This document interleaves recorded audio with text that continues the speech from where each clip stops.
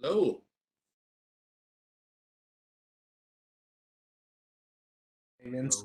Hey, everybody. Hey, good afternoon. Happy Friday. Hello. Is everybody ready for the snow? I haven't lived here long enough to know you can't trust anything the weather people say. Oh, is that Robin? Yeah. It's hard to hear you. You're pretty faint. Can you speak up a little?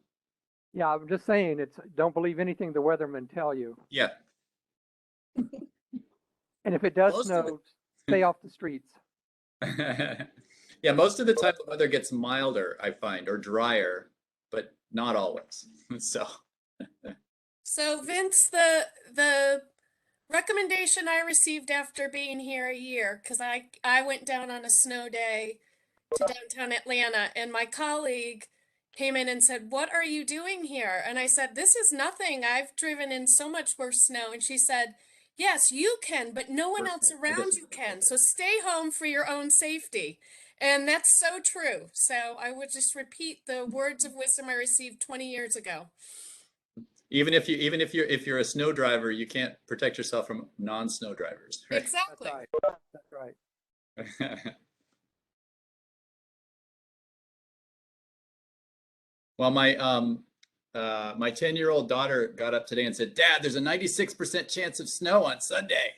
So she's excited. They missed the snow.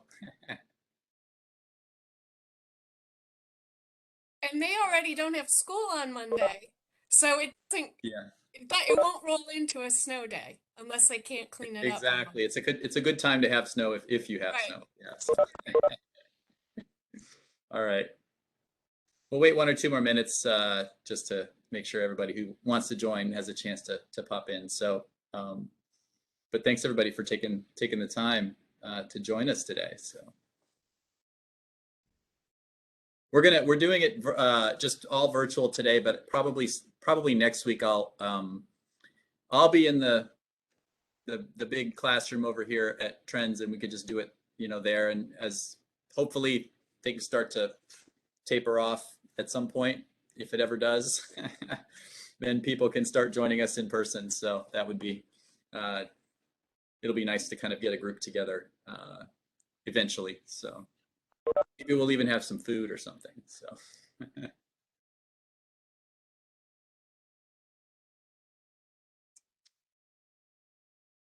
Let's see if we got everybody else.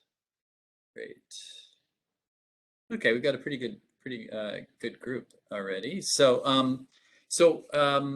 yeah, for those you've seen from my email. So just to kind of explain what we're trying to do here with the CREST DMAP Center. is really have an opportunity for people to interact around relevant topics, research topics. And I'll go through what those are in the slides that I'm going to present today. But the format we want to do is just to have like a short, like no more than 30-minute talk, and then we can use the rest of the time just to ask questions or brainstorm or think about new ways to approach things. And I want it to be also a forum where people don't have to feel like they can give. I think we're going to do some initial just talks from folks that are part of the CREST already and have some slides already together. But as we transition into research talks, I want that to be very informal. So if people have something they want to practice for a conference, or they've got something already together and it's a really nice honed talk, that's great. Likewise, if someone is just working with some new approaches to look at data and they've got some questions about it and some interesting problems, or some new results they want to get feedback on, this is a great forum for that too. And you don't have to have a bunch of slides very polished. You can just show some results and we can talk and we can brainstorm. So I want this to sort of have span those different types of talks. So and I will be we're going to be recording. I'm going to record these initially, but they're not going to be released unless the speaker wants them, to be released. But for the initial ones, we may see if we can turn some of those into presentations that we can put on the CREST website as well. So so anyway, that is just the general sense of what we're going to try to do. Any questions? Do folks know what the CREST is? I've been sending you emails and we have never really talked about things in person for a lot of you. So, so hopefully this I'm going to give kind of an overview in my slides, and hopefully that'll give us a chance to talk a little bit about what we can do. And there is, I think, a lot of flexibility forward. So, hey, Victor. Good afternoon. Hi. Good afternoon. Thanks for joining from Albuquerque. All right, so I'm going to share my slide deck here, and then I will start the recording.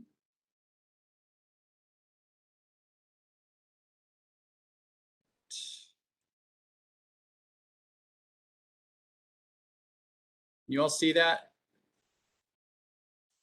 And is it in presentation mode? Yes. Okay, Yes, I great. can see. All right, let me.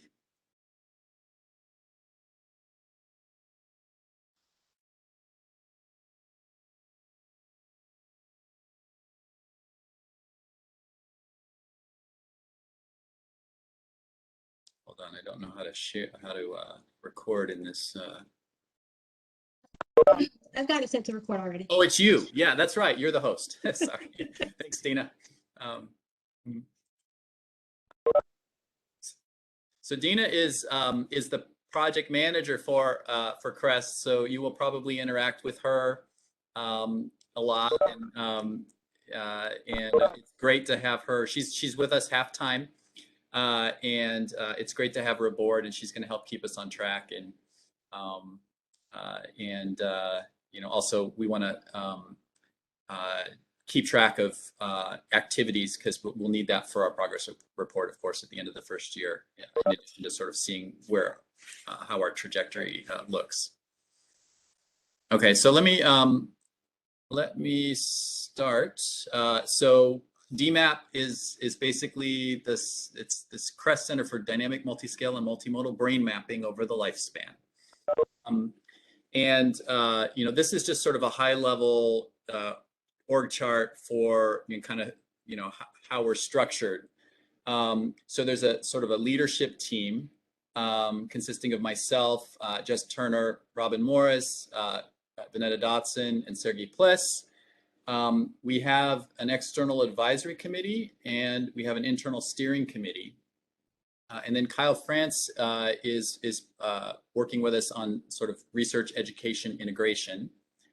And then for these types of centers, they require you to have external evaluators where we kind of track our metrics. And then you'll see here at the bottom is where the research piece gets really interesting, I think. We have 3 different sub-projects, including dynamic connectivity, data fusion, and predictive neuroimaging. And I'll go through some examples of what I mean by that in the subsequent slides. There's a lot of different people involved. What we're starting with are the GSU folks who are on this list. These research talks going forward are open though, so if you have folks that you think would be interested, would like to benefit, just send the, we can add them to the email list, and you can just send that to Dina, and she can add them, and they'll just be able to join. The link is open, there's no password. There's a lot of words on these next few slides. I'm not going to go through the details. I will share the slides just so that you can look at it. So that's why I left those on there. But in terms of our high level goals for the CREST, you know, the first one is to focus on, you know, new ways of looking at brain imaging and predominantly methodology, but we also have some very interesting applications that we're targeting as well. We're very focused on integration of education and training. CREST centers are very much focused also on underrepresented groups and trying to build up a STEM pipeline and inspire students and young faculty to pursue STEM career goals. And then thirdly, we're very much interested in interdisciplinary research. And trying to build up structures that can help retain and train students and faculty and integrate with other GSU programs. So, you know, there's a pretty tight integration. You know, our vision is to kind of have this tight coupling between education and research. These are just a few topics here, you know, in this slide where we've got kind of 3 different sub-projects. And, you know, training is kind of at the core of this, really. So again, as we transition to more in person, I think that will be really helpful, because I'm probably like you, I'm also very tired of everything being virtual. So hopefully we can transition away from that. But even so, we will be, you know, providing videos and providing training opportunities and the like virtually. And then we're really targeting, you know, multiple levels. You know, we're ranging from high school, you know, where we're looking at summer opportunities, enrichment programs. Undergraduate, we kind of have divided into sort of an early phase, you know, so something that's sort of not going to be time consuming, not going to take away from individuals who have busy schedules, but maybe just get their foot in the water and see if they're interested, and if we can get them excited about STEM. And then more engaged sort of research opportunities for late phase undergraduates. I just emailed you the summer program that we're going to have information about that. So please do circulate that to your students and to your networks.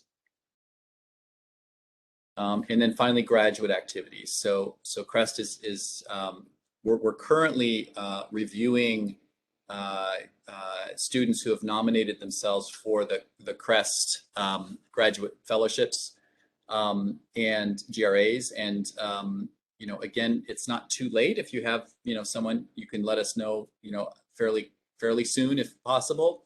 But there will be other opportunities, you know, throughout, you know, the subsequent years as well. And then finally, we're gonna do outreach opportunities. Like we've got one, you know, at the Atlanta Science Festival. We're gonna do hackathons, data competitions, public lectures, and the like. Okay. And so that's that. So now I'm gonna go through just some topics in the sub-projects, which is where things get more interesting from the research side. So I'll just go through each one of the 3. So you can kind of see some of the things that we had sort of put in the proposal, at least initially. And I'll start with unimodal brain dynamics. And so here, we're really focused on, dynamics has been, studied extensively in many different fields. But in the functional MRI world, people were not really doing whole brain dynamic connectivity work, until, about, I would say 8 or 9 years ago. It wasn't very prevalent. It's since they've since discovered it in fMRI. So surprise. Essentially instead of taking two brain regions and looking at how they're coupled on average, we essentially want to look at, the changes in that coupling over time. And there are lots of ways to do that. And we can do that through something called temporal dynamics, or you can use spatial temporal dynamics where your nodes or your regions are growing or changing or shifting. The word that we're using to sort of jump on the connectome abuse of the omic notation is the cronectome. Thinking about this sort of broadly speaking. So we can look at dynamics within a particular data set, or we can look at dynamics across the lifespan, right? So there are lots of data sets that we will be able to tap into. And we can look at changes in brain structure. We can look at coupling between brain structure and brain function. We can look at the relationship between dynamic metrics in function and other kinds of changes over time in structure. So there's a whole bunch of interesting things that you can do there. In the dynamic subproject, we have 3 key goals, and again, these are pretty broad, broadly written and conceived of. But one is to sort of integrate spatial dynamics, because though fMRI has discovered dynamics, most people in fMRI are focused on fixed nodes, and so they basically you'll take regions of interest, and you'll look at dynamic models or dynamical systems models between those regions of interest. But those nodes, because these are functional regions, may change spatially over time. Second is to develop more flexible models. So basically, you can model data with very strong assumptions, and you can model data with very minimal assumptions, and we want to sort of tackle it from both directions. And then thirdly would be, we need some way to summarize the results and provide some intuition so we can understand what this is telling us about the brain. And the focused application in this context is reading, and that's led by Robin Morris. And ultimately, we want to just also, any tools, any techniques that we develop, we want to provide software and tools for people to be able to use those. So just a few samples of the kinds of things I'm talking about. This is just a slide sort of highlighting what I mentioned before. If I have 2 regions, they might be coupled in different ways temporally over time, right? Or maybe their coupling in time is the same, but the regions are shifting or they're moving, right? Or maybe they're changing both in their coupling over time and in the spatial properties of those nodes. And a lot of this work has been done by Armin Araji. He's the one that created this slide, so I want to give him credit for that.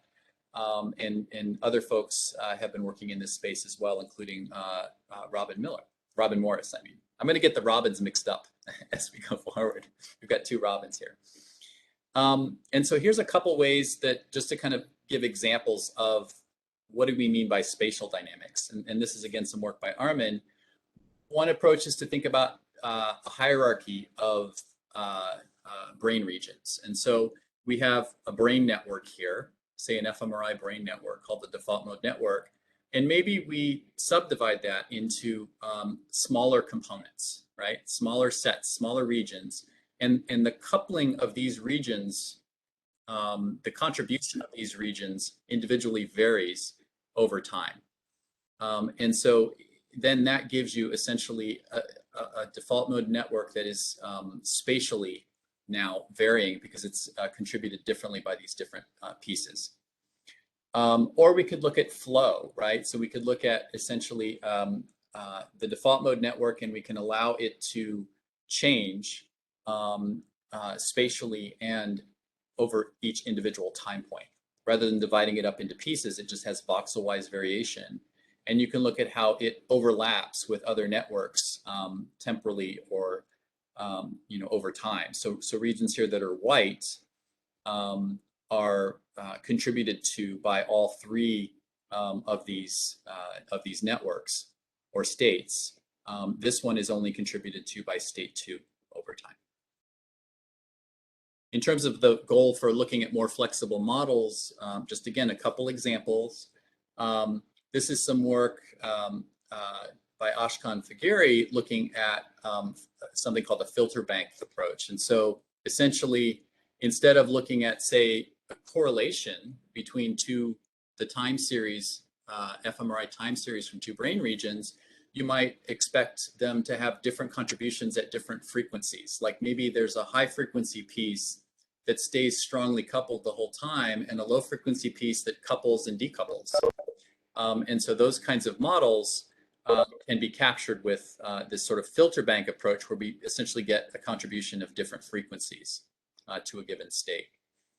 Another approach is to look at decomposing a neuroimaging data set, an fMRI data set into multiple 4-dimensional time series networks. And so if you do that, and this is some work by Behnam Kazimiewicz's, who's a student working with me, and so this is a sensory motor component, and this is showing the amplitude of one slice in that component, and this is showing, again, it's a 4-dimensional network, and this is showing the variability of that network over time. And you can see some multiple components here within the sensory motor strip that are showing quite a lot of temporal variability, but they get washed out when you look at the amplitude. And then thirdly, looking at metrics, there are lots of ways to summarize all this data. It's very high dimensional. Coming up with intuitive metrics can be challenging. We've been using, simple metrics, things like how much time, if we divide the data into connectivity states, patterns of brain activation, we can ask, well, how long does an individual spend in that state once they enter it? And that's called the dwell time. Or another way to do that is looking at something called fractional occupancy.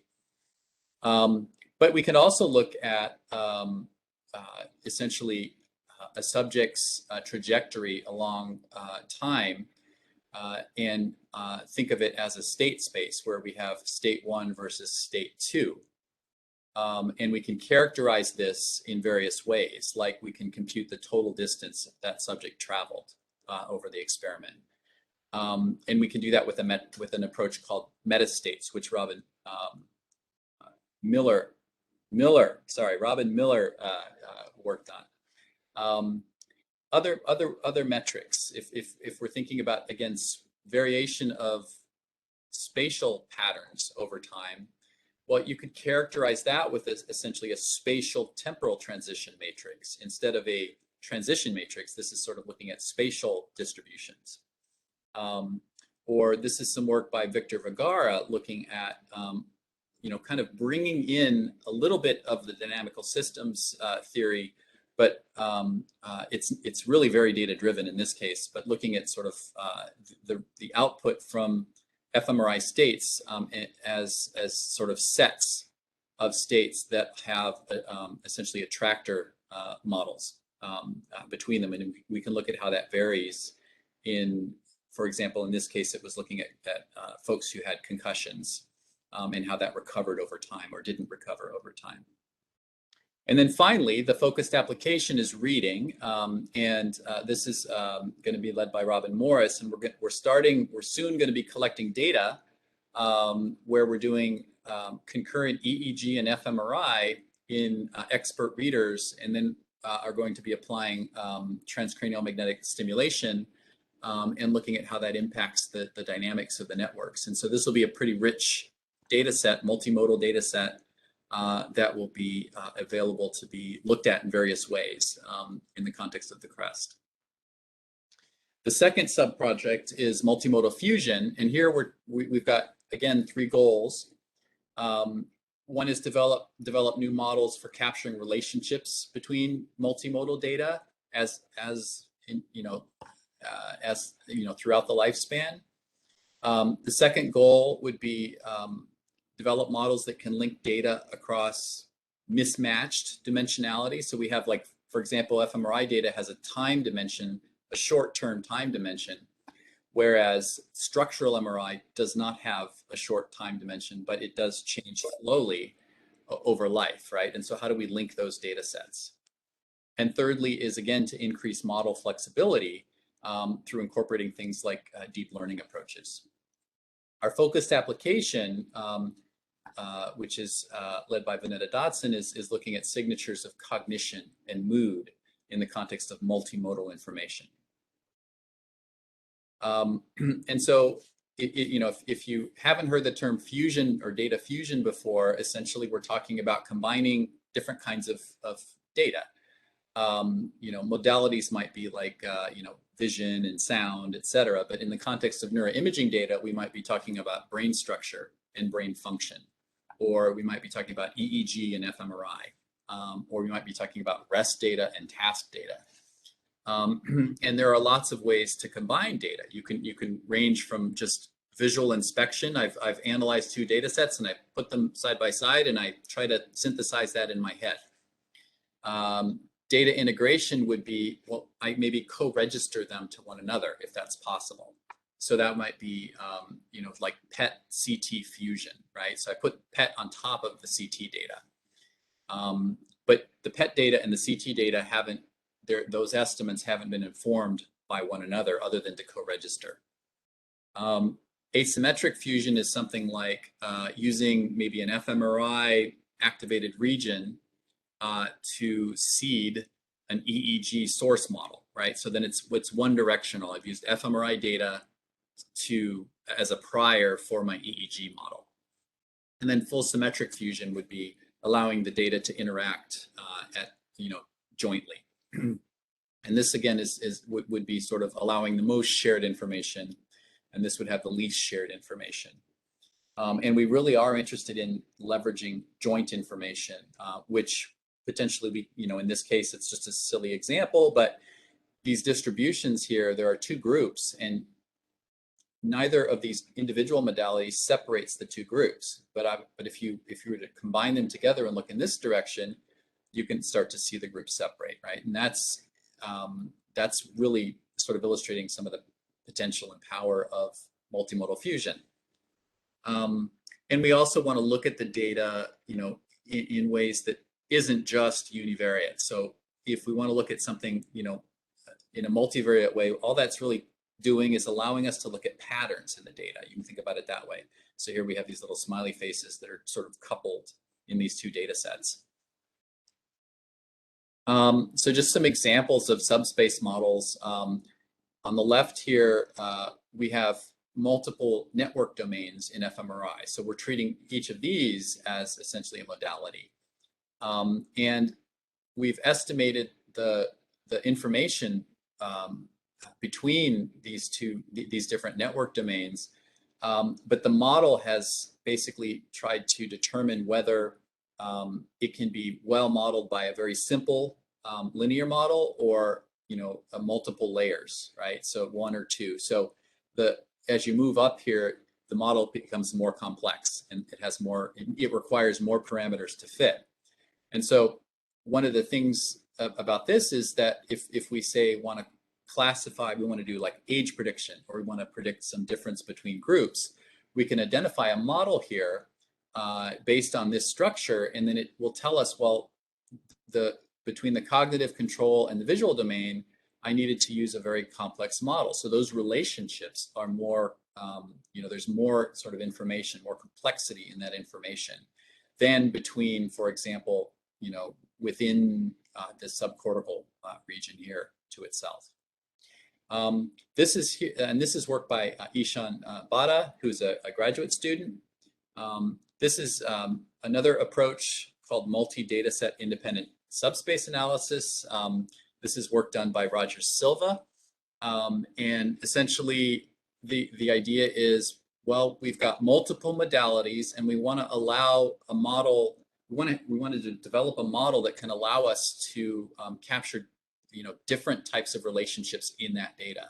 So maybe there's a joint source within the diffusion data. And that would be better captured by a model that allows for that kind of a relationship. Or maybe there's a nonlinear source in the data, and we want to be able to capture that. These are just a couple examples of linking data with different dimensionalities. So if I just look at the left here, and don't worry, I know it's a busy slide, but essentially what we're trying to do here is link functional MRI data with structural MRI data while capturing the time series information in fMRI.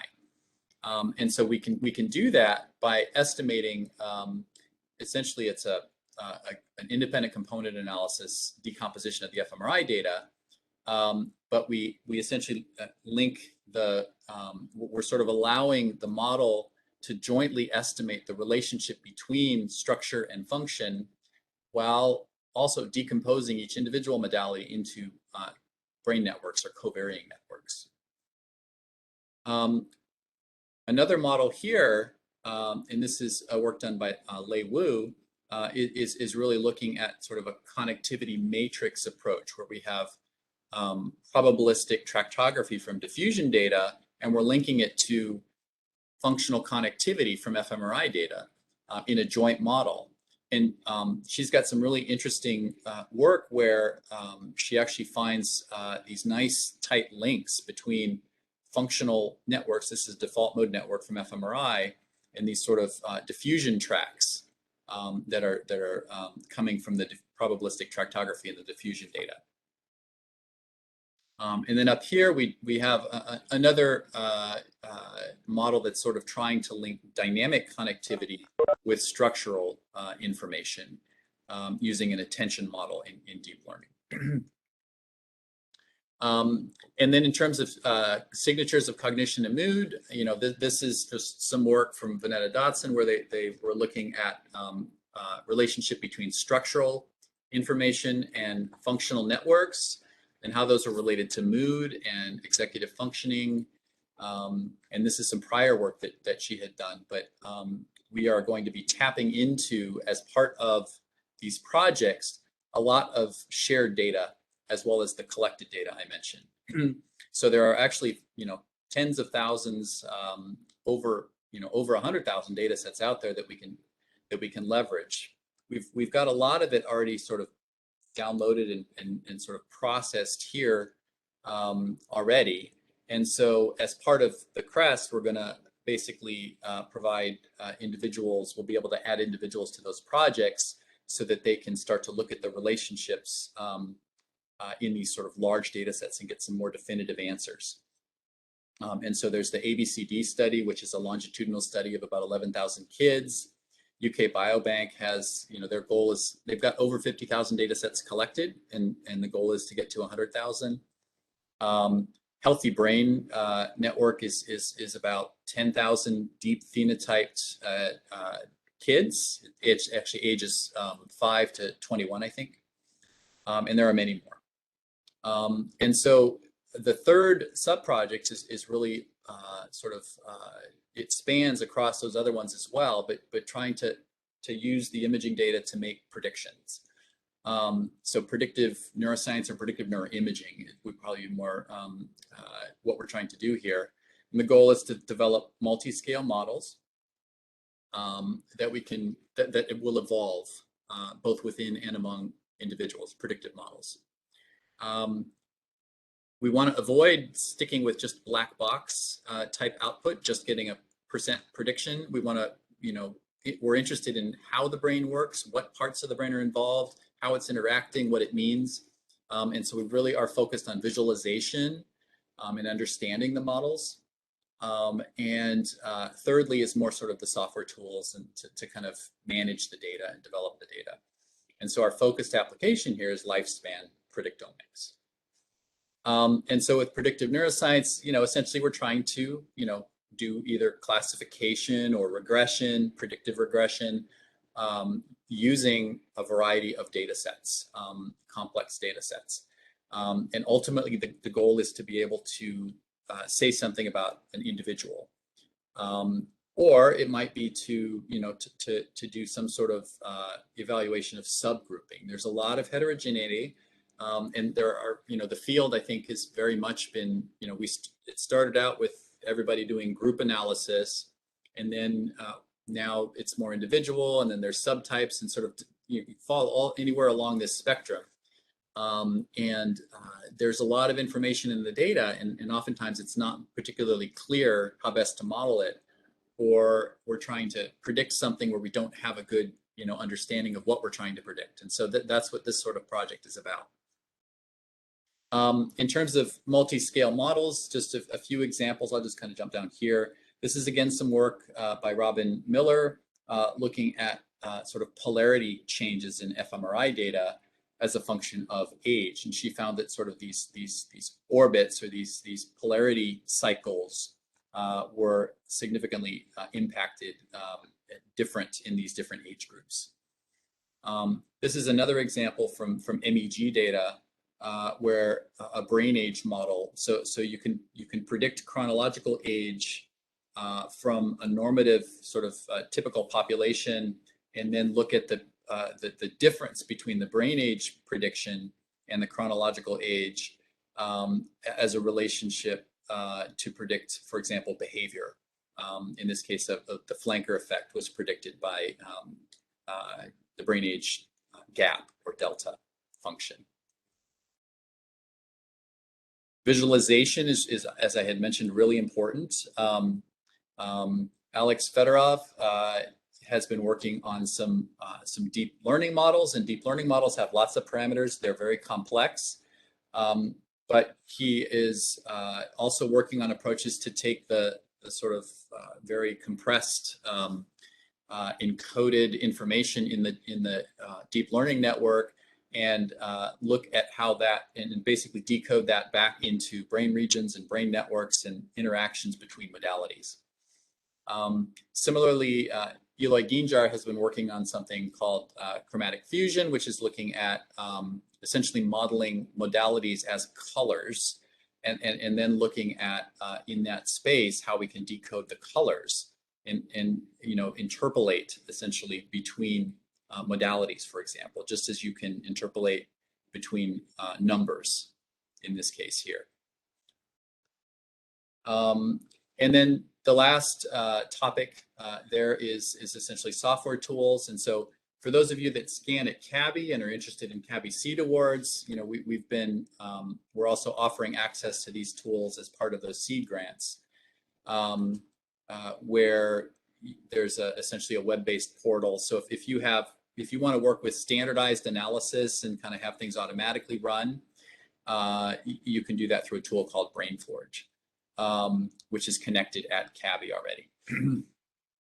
We're also very interested in, as we're bringing together all these different data sets, harmonization can be challenging. I think the neuroimaging data is just only part of that, because we've got also lots of different assessments, lots of different, ways things were measured. And so we're working on approaches to try to help us do that data harmonization.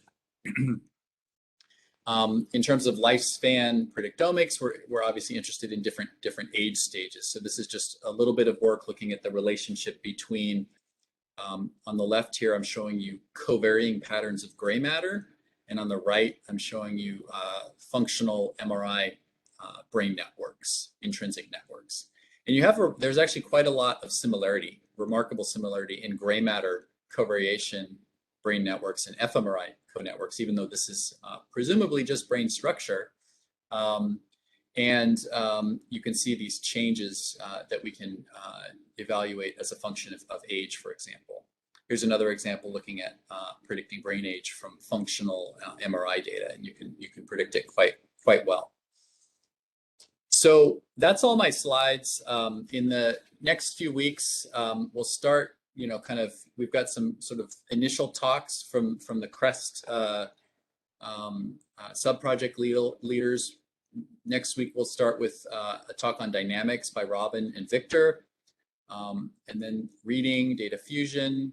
February 11th, there's an aging conference where CREST has actually participated in offering support for an award for that. And then February, we'll pick up with cognition and mood, predictive neuroscience, and then prediction of traits across the lifespan.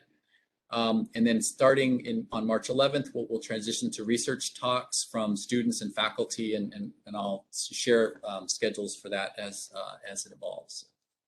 So thanks. Imagine we had a great, picture of the CREST group if we were all together. I should take a screenshot of our, of our video here. And with that, I am going to stop sharing my screen and see if folks kind of had any questions about the CREST generally, or about the slides that I presented, or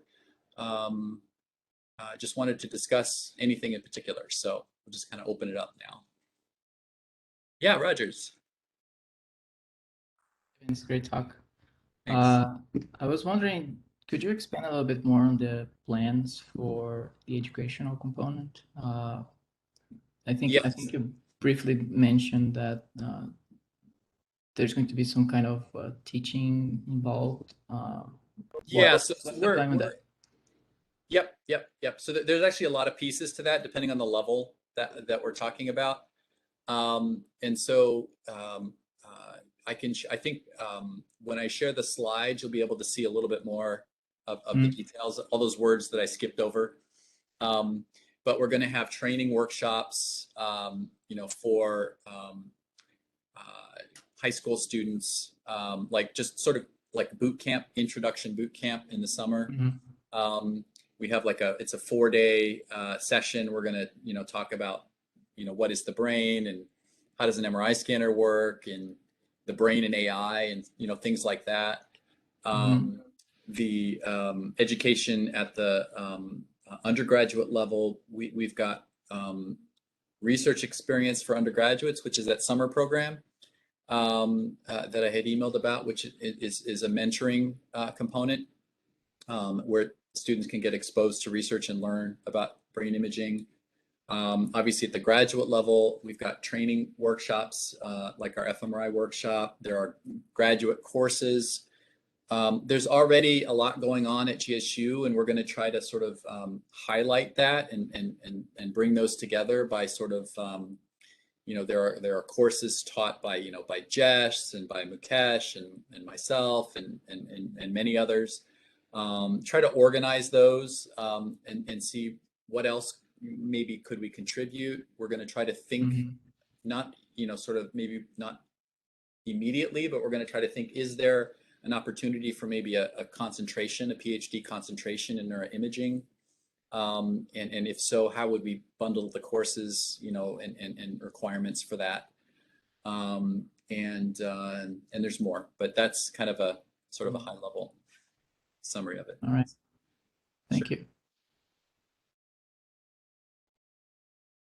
Stunned silence. How's everybody doing?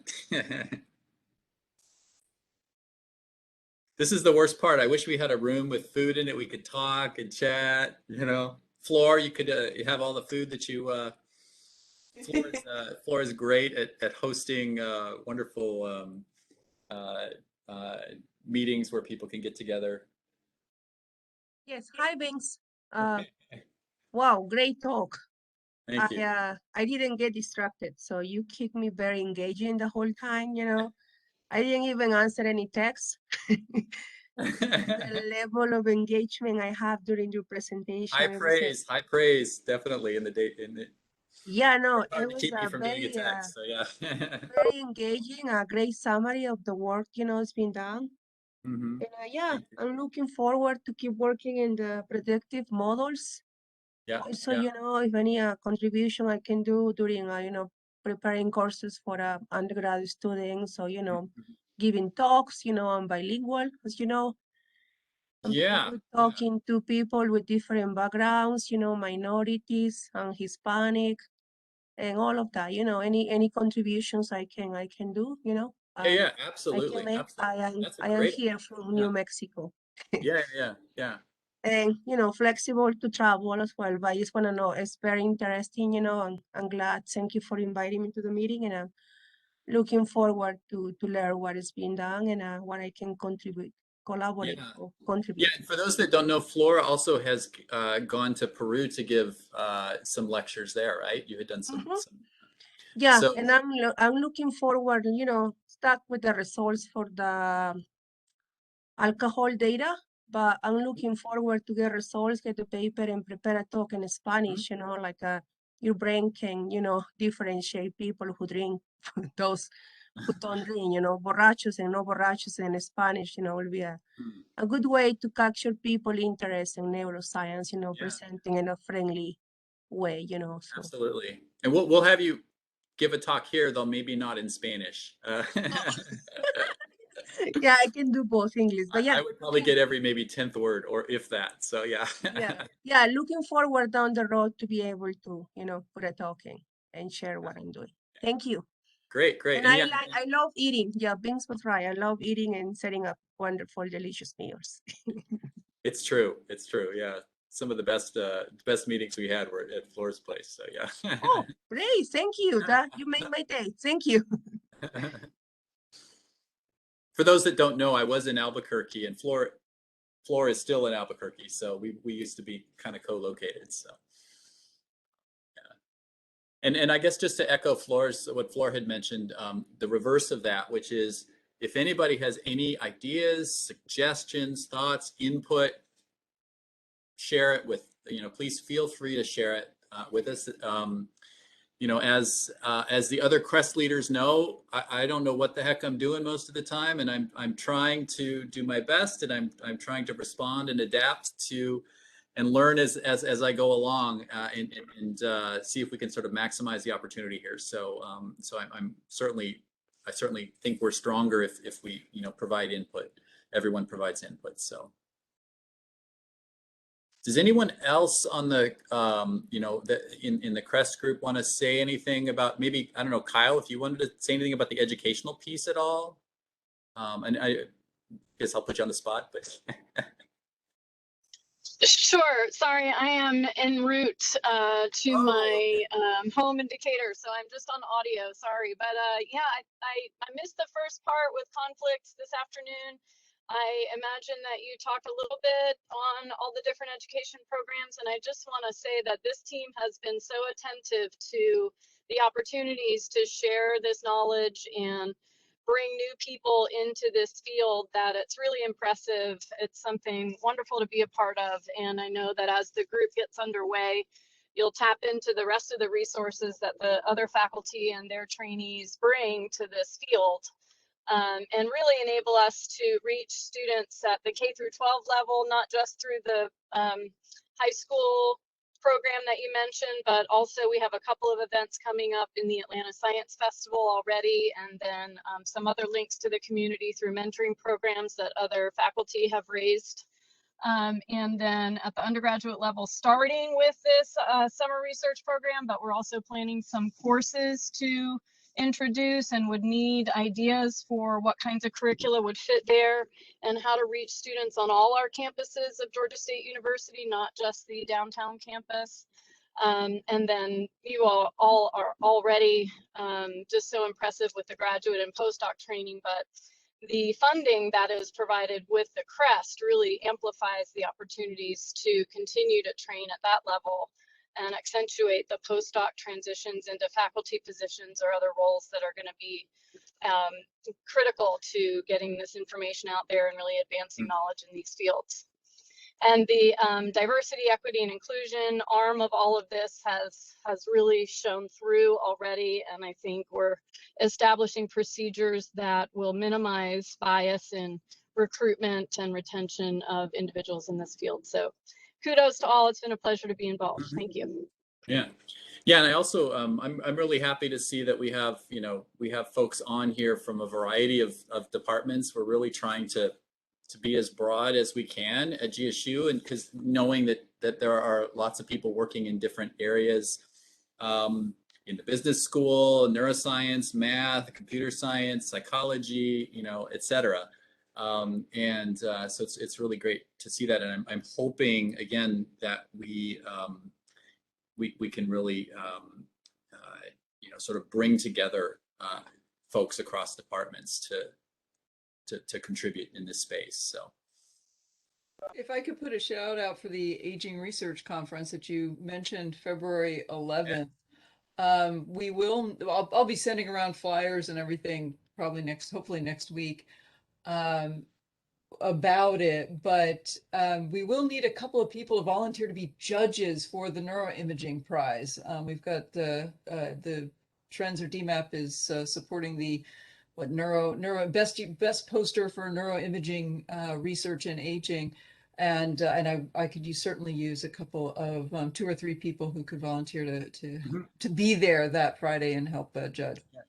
And we could send out an email to the CREST email list as well. Okay. So just in case you aren't sure yet and you want to take time to think about it. Yeah, well, there'll be more details next week. Yeah. Sure. Right. If you know what's the time requirement, then maybe the people can more clear know whether they Oh can. yeah, Do they have to show up in person? Is it virtual? Can they do it? Is it a no, you do have 10-hour to be thing or there. a 2-hour thing or a 1-hour thing? We'll have to be there in person at least but it's Friday it's Friday, February 11th, and the posters are from 1:30 to 2:30 in the afternoon. So we're actually meeting the program committee is meeting next week to sort of work out the judging details of exactly how we're going to get this all judged in an hour, but it shouldn't be much more than that in terms of a time commitment. Excellent. And I see quite a few people on who I will probably ask to prepare some talks for the subsequent research talks. So that'll be fun to kind of see what everybody's up to. So. Yes, just a comment. I'm surprised that Victor doesn't have any questions. He does. He just hasn't shared them with us yet. So. I just hope I don't have many questions next Friday. Yeah, Victor's presenting with Robin next Friday. So, for those of you that are just to kind of update you on the status of the graduate research assistantship process, we're working on doing some evaluations right now. So we will hopefully have some additional information to share in the next week or two, I would think. So depending on if we can get our ducks in a row. if I don't mind me butting in again, I just got a notification of a special call for a research topic in Frontiers on methods and application in aging psychiatry. So I'll forward that out to everybody. All right. If they want to participate in it. Yeah. Oh, and yeah, like I said earlier too, if you have other people that you want to join these meetings, or you think they would like to join, just send the emails in. So we can certainly add them. And if we add you and you want to get off, we'll let you get off. So don't worry, you're not locked in forever.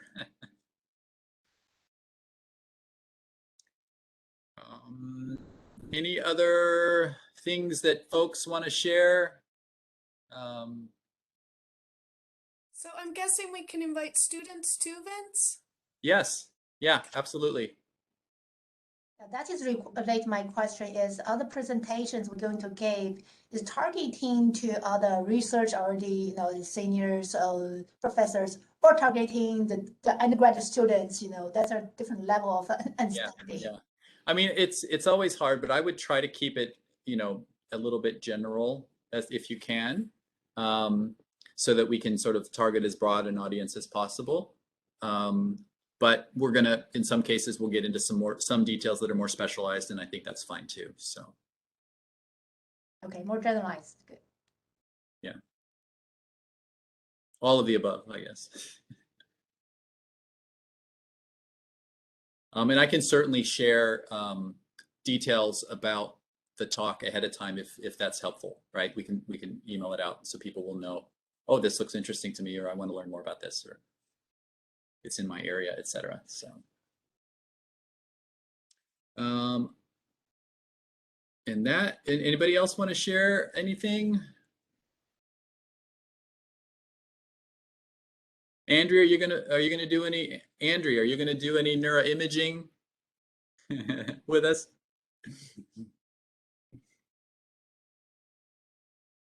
Andre, did I say that right? Andre Shilnikov. Hello. Hey guys. Hey. Hey. We're gonna try to pull you into neuroimaging. So I don't do neuroimaging. I'm gonna change that.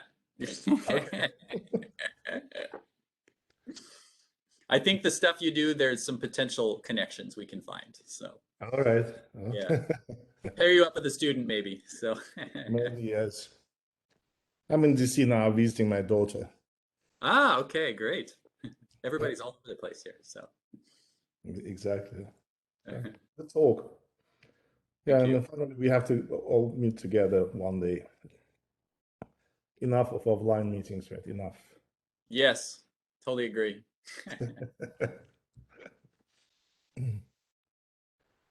Okay, great. I mean, again, you raised a very good point, how to connect imaging and dynamics, and I'm really interested in that trend. No doubt about that. Yeah. I think if we can bring in some students who are not afraid to kind of cross disciplines a little bit, then we can do some really neat stuff. So. Yeah, I mean, one of the students is David, that we co-advise with Robin, right? And he's a perfect match for that task. Absolutely. Okay, great. Any other input or thoughts? If not, I think that's all I had for today. Thanks again for joining. And I'll send a reminder next week, or Dina will send a reminder next week about the dynamic session that we'll have. So. Perfect. Great. Thank you. Thanks. Okay. All right. Thanks, everyone. We'll adjourn for now. And then for those of you that are part of the CREST leadership, please stay on. We'll just continue in here. So.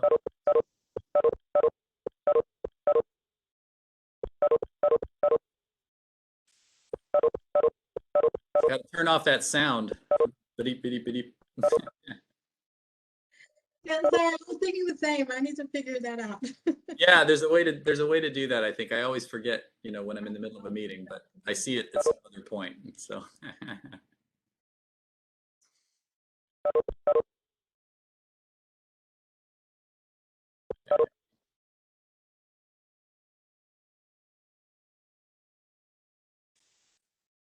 All right. And, all right, Sarah, are you there?